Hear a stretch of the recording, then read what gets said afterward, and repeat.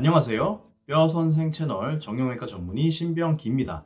스포츠 활동을 즐기는 젊은 연령대에서 발생한 반월상 연골 파열은 때론 수술로 봉합하는 것이 필요합니다.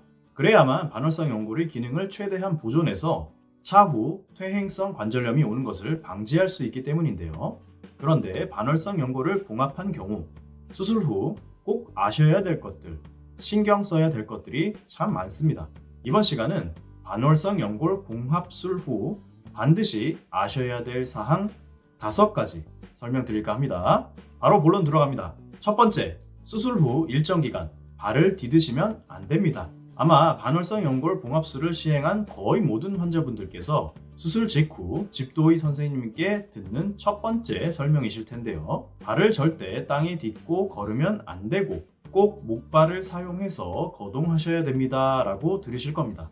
여러분들께서는 그 이유를 잘 알고 계셔야 되는데요. 발을 딛고 보행하면 꿰매놓은 반월상 연골이 다시 터지고 찢어질 위험성이 있기 때문입니다. 반월상 연골을 꿰매서 잘 모아놨다 하더라도 그 파열된 곳이 서로 엉겨붙고 아물 때까지는 시간이 필요해요. 특히 반월상 연골은 혈관이 적어서 피를 통한 영양분 공급이 제한적으로 이루어지는 곳이기 때문에 아무는 데에는 오랜 시간이 걸립니다. 따라서 보통 6주, 짧으면 4주, 길면 8주 이상 시간이 지나야 꿰매놓은 반월상 연골 파열 부위가 어느 정도 살짝 꾸덕꾸덕해집니다. 그래서 그 전까지는 발을 딛지 않도록 하여 꿰매놓은 부위로 무게가 실리지 않도록 해야 되는 거죠. 그러니 반드시 집도해주신 주치의께서 이젠 발을 디디셔도 됩니다 말씀하시기 전까지는 목발을 사용하시고 발을 딛지 않으셔야 됩니다. 꼭 기억해 주세요.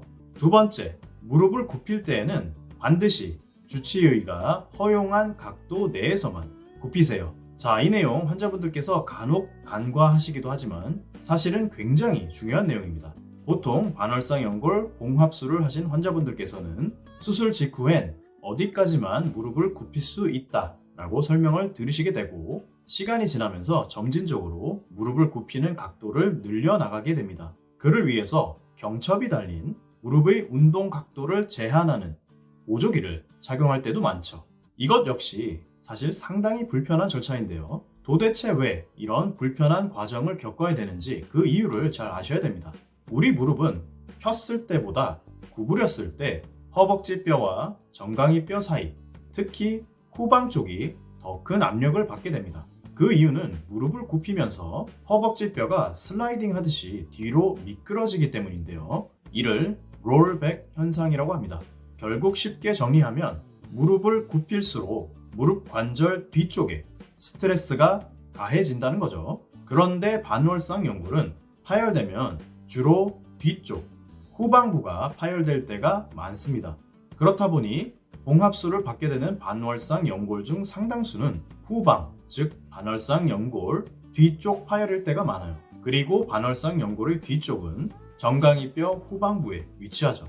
따라서 반월상 연골 봉합술을 한 경우 무릎을 막 굽히게 되면 꿰매놓은 반월상 연골 봉합 부위에 압박이 가해질 때가 많습니다.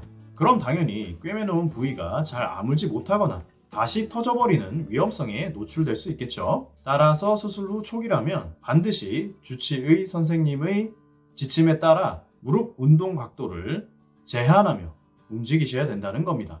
꼭 기억해 주세요. 세 번째, 하지 근력 운동입니다.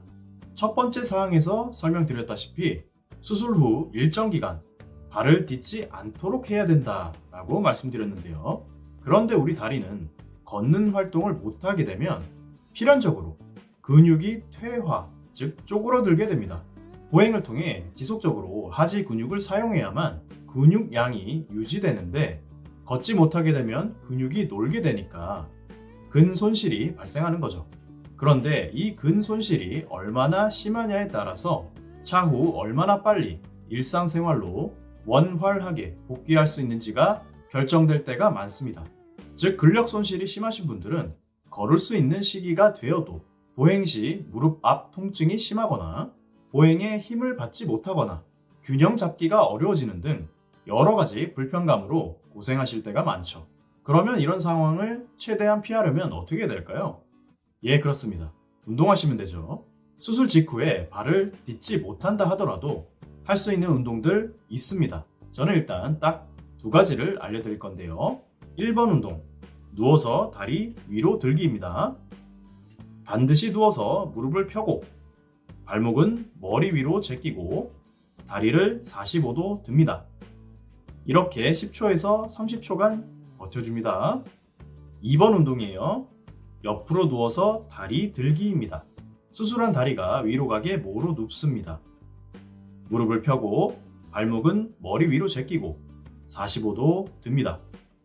역시 10초에서 30초 버텨줍니다. 쉽죠? 이 두 가지 운동은 하루에 적어도 30회에서 40회 이상 꾸준히 해주시고요. 힘이 늘면 그 횟수를 늘려나가시면 더 좋습니다. 물론 주치의 선생님께서 교육해주신 운동들은 당연히 꼭 해주셔야 된다는 점 잊지 마시고요. 네 번째, 수술 후 약 한 달간은 반복적으로 무릎이 부을 수 있다는 점 기억해 주세요. 왜냐? 수술 후 약 한 달 정도는 수술한 관절 내부에서 피가 스물스물 배어 나오면서 관절 안에 피가 찰 수 있기 때문인데요.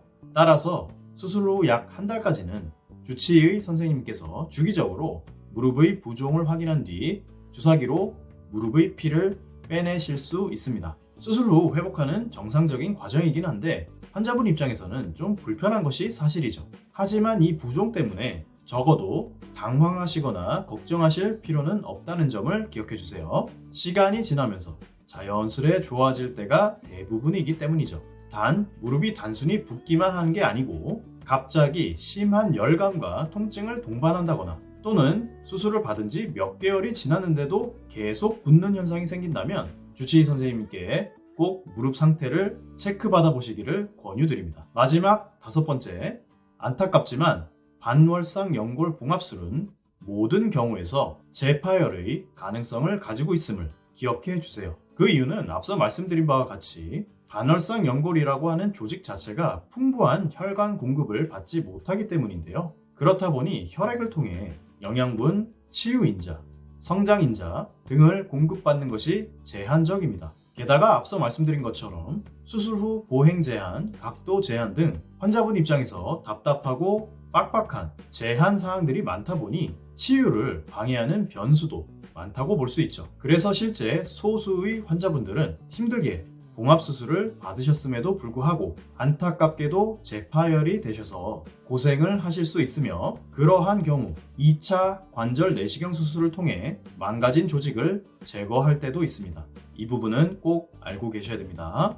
자, 여기까지 반월상 연골 봉합술을 받으신 환자분들께서 꼭 기억해 주셨음 하는 5가지 사항 설명드렸습니다. 이번 시간 내용 잘 얻어가셔서 환자분의 무릎 건강 오래오래 지키시길 바랍니다. 지금까지 뼈선생 채널, 저는 정형외과 전문의 신병기였습니다. 모두 건강하시고요. 감사합니다.